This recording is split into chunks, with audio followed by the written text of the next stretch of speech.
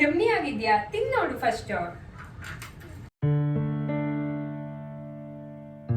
Hi hello, welcome back to my YouTube channel. This is Teju Praveen. ಹೇಗಿದ್ದೀರಾ ಎಲ್ಲರೂ?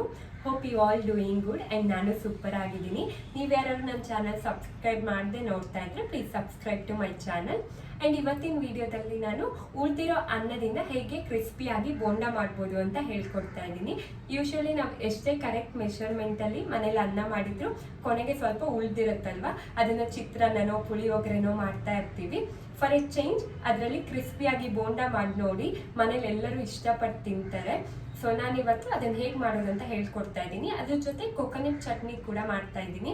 ಎರಡು combination ತುಂಬ ಚೆನ್ನಾಗಿರುತ್ತೆ. ಹೇಗೆ ಮಾಡೋದಂತ ನೋಡೋಣ ಬನ್ನಿ. ಫಸ್ಟು ಅನ್ನದಿಂದ ಬೋಂಡ ಮಾಡೋಕ್ಕೆ ಏನೇನು ಇಂಗ್ರೀಡಿಯೆಂಟ್ ಬೇಕು ಅಂತ ನೋಡ್ಕೊಳ್ಳೋಣ. ನಾನಿಲ್ಲಿ 1 ಕಪ್ ಆಗೋಷ್ಟು ರೈಸ್ ತೊಗೊಂಡಿದ್ದೀನಿ, 1 ಕಪ್ ಅನ್ನ. ಆ್ಯಂಡ್ ಅದೇ ಮೆಷರ್ಮೆಂಟಲ್ಲೇ 1/2 ಕಪ್ ಆಗೋಷ್ಟು ಚಿರೋಟಿ ರವೆ ತೊಗೊಂಡಿದ್ದೀನಿ. ಆ್ಯಂಡ್ 1/2 ಕಪ್ ಆಗೋಷ್ಟು ಅಕ್ಕಿ ಹಿಟ್ಟು ತೊಗೊಂಡಿದ್ದೀನಿ. ಆ್ಯಂಡ್ 2 ಹಸಿರು ಮೆಣಸಿನ್ಕಾಯಿನ ಚಿಕ್ಕದಾಗಿ ಕಟ್ ಮಾಡಿ ಇಟ್ಕೊಂಡಿದ್ದೀನಿ. ಆ್ಯಂಡ್ ಶುಂಠಿನ ಕೂಡ ಚಿಕ್ಕದಾಗಿ ಕಟ್ ಮಾಡಿ ಇಟ್ಕೊಂಡಿದ್ದೀನಿ.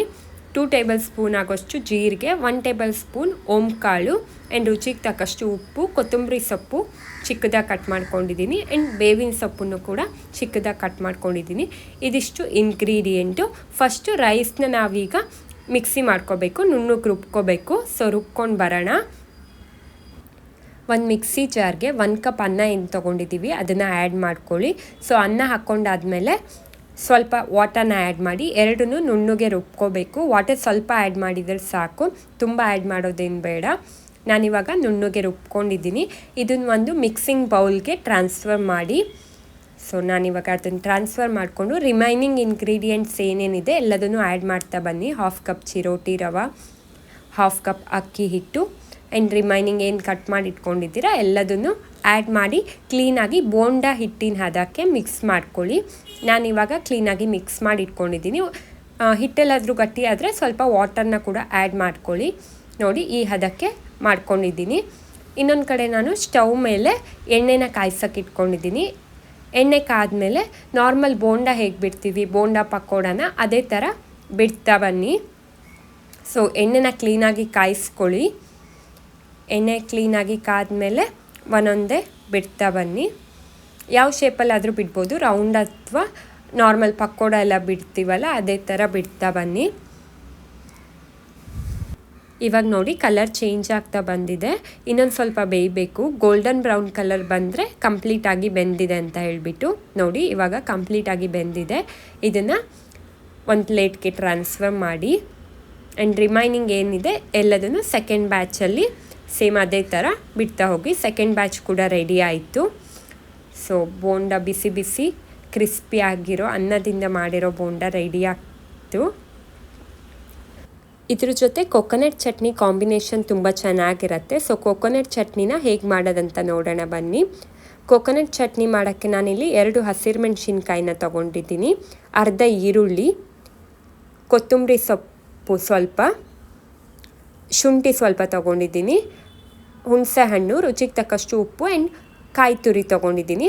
ಇದೆಲ್ಲದನ್ನು ಇವಾಗ ಮಿಕ್ಸಿ ಮಾಡ್ಕೋಬೇಕು. ಮಿಕ್ಸಿ ಮಾಡ್ಕೊಳೋಕ್ಕಿಂತ ಮುಂಚೆ ಅರ್ಧ ಈರುಳ್ಳಿ ಮತ್ತು ಹಸಿರು ಮೆಣಸಿನ್ಕಾಯಿ ಏನಿದೆ ಅದನ್ನು ಬೆಂಕಿಲಿ ಸ್ವಲ್ಪ ಬಾಡಿಸ್ಕೋಬೇಕು. ಆವಾಗ ಟೇಸ್ಟ್ ಚಟ್ನಿದು ತುಂಬ ಚೆನ್ನಾಗಿರುತ್ತೆ. ಈರುಳ್ಳಿದು ಮತ್ತು ಹಸಿರು ಮೆಣಸಿನ್ಕಾಯಿದು ಹಸಿ ಸ್ಮೆಲ್ ಇರಲ್ಲ. ಹಸಿ ಸ್ಮೆಲ್ ಇಲ್ಲ ಅಂದರೆ ಚಟ್ನಿ ಫ್ಲೇವರ್ ತುಂಬಾ ಚೆನ್ನಾಗಿರುತ್ತೆ. ನೀವು ಯಾರು ಟ್ರೈ ಮಾಡಿಲ್ಲ ಅಂದರೆ ಟ್ರೈ ಮಾಡಿ. ಸೊ ಈ ಥರ ಕಂಪ್ಲೀಟಾಗಿ ಬೆಂಕಿಯಲ್ಲಿ ಸುಟ್ಕೊಬಿಟ್ಟು ಅದನ್ನು ಈಗೇನು ಕಟ್ ಮಾಡ್ಕೊಳ್ಳಿ ನೀಟಾಗಿ. ಕಟ್ ಮಾಡ್ಕೊಂಡು ಆದಮೇಲೆ ಮಾಮೂಲಿ ಹೇಗೆ ಚಟ್ನಿ ಮಾಡ್ತೀವಿ ಅದೇ ಥರ ಒಂದು ಮಿಕ್ಸಿ ಜಾರ್ಗೆ ಎಲ್ಲದನ್ನು ಆ್ಯಡ್ ಮಾಡ್ಕೊಳ್ಳಿ. ಆ್ಯಂಡ್ ಅದಕ್ಕೆ ವಾಟರ್ನ ಆ್ಯಡ್ ಮಾಡಿಬಿಟ್ಟು ಕ್ಲೀನಾಗಿ ಗ್ರೈಂಡ್ ಮಾಡ್ಕೊಳ್ಳಿ. ಸೊ ತುಂಬ ನುಣ್ಣಗೆ ರುಬ್ಕೊಳೋದು ಬೇಡ, ಸ್ವಲ್ಪ ತರಿ ತರಿ ಇರಲಿ, ಆವಾಗ ಚಟ್ನಿ ಟೇಸ್ಟ್ ತುಂಬಾ ಚೆನ್ನಾಗಿರುತ್ತೆ. ಆ್ಯಂಡ್ ಇವಾಗ ಒಂದೊಳ್ಳೆ ಒಗ್ಗರಣೆ ಕೊಡಿ ಈ ಚಟ್ನಿಗೆ.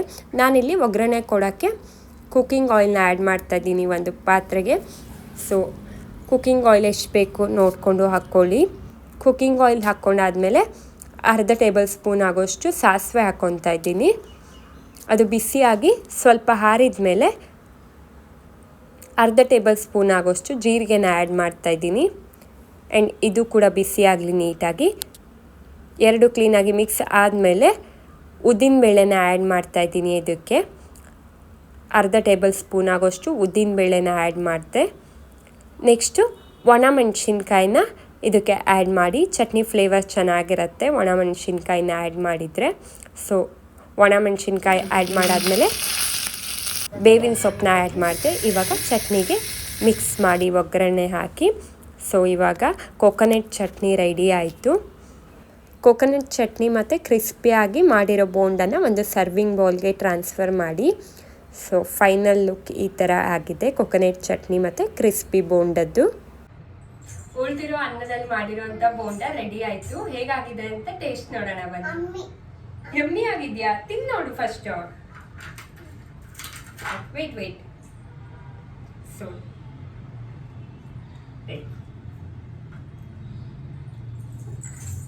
ಹೆಂಗಾಗಿದೆ? ಯಮ್ಮಿ ಆಗಿದ್ಯಾ? ನಾನು ನೋಡ್ಲಾ? ಯಮ್ಮಿನಾ? ತುಂಬಾ ಚೆನ್ನಾಗಾಗಿದೆ. ಒಳಗಡೆ ಫುಲ್ ಸಾಫ್ಟ್ ಆಗಿ ಹೊರಗಡೆ ಫುಲ್ ಕ್ರಿಸ್ಪಿಯಾಗಿ ಆಗಿದೆ. ಅನ್ನದಿಂದ ಮಾಡಿರೋದಂತ ಗೊತ್ತೇ ಆಗಲ್ಲ, ಅಷ್ಟು ಚೆನ್ನಾಗಾಗಿದೆ. ನೀವು ಮನೇಲಿ ಟ್ರೈ ಮಾಡಿ ಹೇಗಾಯ್ತು ಅಂತ ಕಮೆಂಟ್ ಸೆಕ್ಷನ್ ಅಲ್ಲಿ ತಿಳಿಸಿ. ಈ ವಿಡಿಯೋನ ಇಲ್ಲೇ ಎಂಡ್ ಮಾಡ್ತಾ ಇದ್ದೀನಿ. ವಿಡಿಯೋ ಇಷ್ಟ ಆಗಿದ್ರೆ ಲೈಕ್ ಮಾಡಿ, ಶೇರ್ ಮಾಡಿ and subscribe to my channel. Next ವಿಡಿಯೋದಲ್ಲಿ ಸಿಗ್ತೀವಿ. ಅಲ್ಲಿವರೆಗೂ ಟಾಟಾ, ಬಾಯ್ ಬಾಯ್.